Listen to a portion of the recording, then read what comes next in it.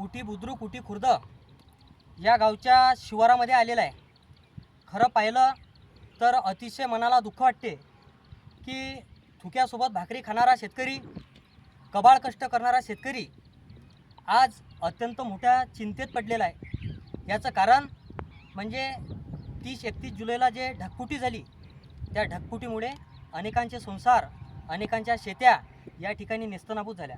आपण या ठिकाणी पाहत असाल, हे बघू शकाल की पूर्णतः या ठिकाणी पहाडी भागातले या ठिकाणी गोटे आलेले आहेत। म्हणजे हे शेती 4-4, 5-5 वर्ष कामात पडणार नाही एवढी निकृष्ट झालेली आहे।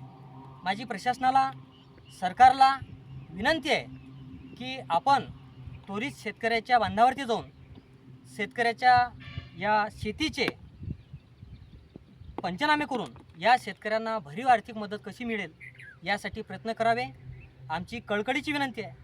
मागे 22 जुलै 2023ला ज्यावेळेस ढगफुटी झाली होती, त्या ढगफुटीमध्ये ज्या शेतकऱ्यांच्या शेत्या खरडून गेल्या, काही लोकांच्या घरी पाणी प्यायला ग्लाससुद्धा राहिला नव्हता, अशा लोकांना वंचित ठेवून ज्यांचं नुकसान झालं नाही त्यांना मोठ्या प्रमाणात मदत देण्यात आली आणि ज्यांचं नुकसान झालं त्यांना मात्र अनेक लोकांना या मदतीपासून वंचित ठेवण्यात आलं होतं।